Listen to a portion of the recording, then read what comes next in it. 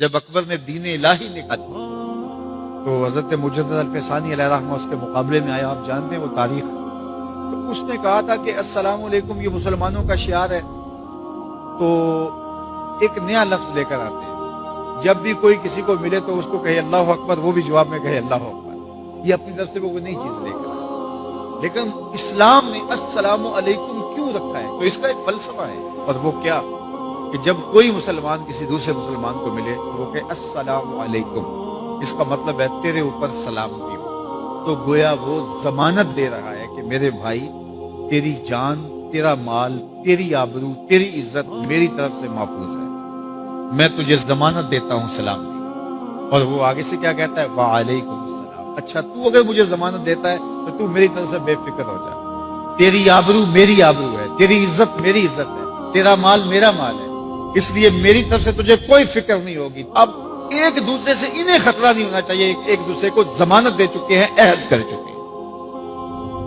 اور اگر ہم سلام بھی لیں اور جڑے بھی کاٹ دیں تو میاں ہم نے سلام لیا ہی نہیں, ہم نے منافقت کی تھی. حضور نے فرمایا افشوا السلام, میں سلام کو پھیلاؤ. یعنی سلام کو پھیلاؤ گے تو امن پھیلے گا. سلام سلامتی سے ہے, یہ آپ امن دیتے ہیں. ہارون الرشید کے زمانے میں ایک شخص کو سزائے موت کا حکم ہو گیا. تو اس قیدی سے پوچھا سزائے موت سے قبل تیرا آخری حق ہے؟ اس نے کہا کہ میں بادشاہ سے ملنا چاہتا ہوں. انہوں نے کہا ٹھیک ہے.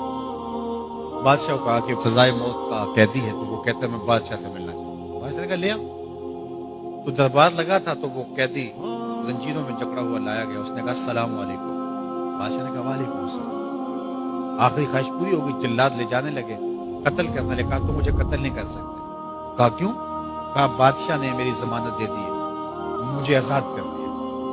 بادشاہ نے کہا میں کب کیا؟ کہا تم نے کہا نہیں وعلیکم السلام. تمہیں سلامتی ہو تو جس کو تم سلامتی کہہ چکے ہو تو کیا اس کے اوپر سزا ہو سکتی ہے؟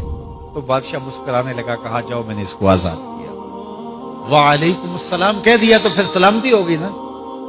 اسی لیے ہم کہتے ہیں حضور پہ سلام پڑھا کرو. حضور پر جب سلام پڑھو گے تو حضور بھی سلام کا جواب دیں گے.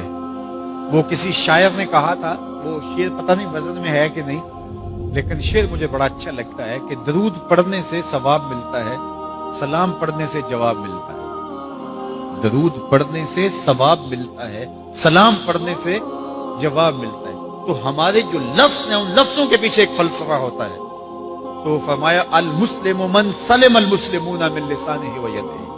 اور یہ ہم نے اپنے اولاد کو بچپن سے سکھانا ہے. اگر ہم نے ان کو اعلیٰ ڈگریاں بھی کروا دی, ان کو اعلیٰ تعلیم یافتہ بھی کروا دیا دنیاوی اعتبار سے, لیکن یہ بنیادی سبق حضور کا نہ پڑھایا, تو پھر وہ اس تعلیم کے باوجود بھی آپ کو آپس میں الجھتے ہوئے دکھائی دیں گے. اعلیٰ ڈگریوں کے باوجود بھی آپ ایک دوسرے کا گریبان ان کو نوچتا ہوا آپ دیکھیں گے, اس لیے کہ انہوں نے اسلام کا یہ بنیادی سبق تو ماں کی گود سے پڑھا ہی نہیں ہے. یہ پڑھانا ہے کہ مسلمان وہ ہوتا ہے جس کے ہاتھ سے, جس کی زبان سے دوسرا مسلمان محفوظ ہے.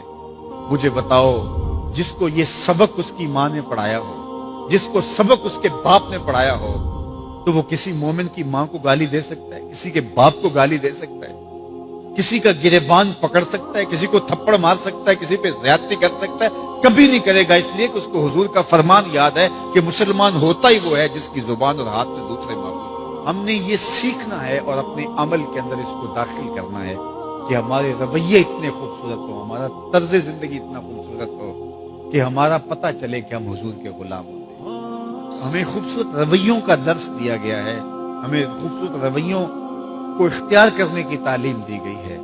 تو ہم اپنے آپ کو دیکھیں اور ہم اپنے دل کو صاف کریں, اپنی زبان کو صاف کریں, اپنی آنکھوں کو پاکیزہ بنائیں, اپنی سوچوں کو عفت دیں اور دیکھیں کہ ہم کھڑے کہاں ہیں. جس کے 2 دن برابر ہیں, آج کا اور کل کا, تو وہ خرابی پہ ہے. سرخرو وہ ہے کہ جس کے دونوں دنوں کے اندر واضح فرق ہو, ہر لمحہ اس کا بہتری کی طرف چلا جا رہا ہو, تو وہ ترقی کی طرف ہے, ورنہ وہ تنزل کا شکار ہو رہا ہے.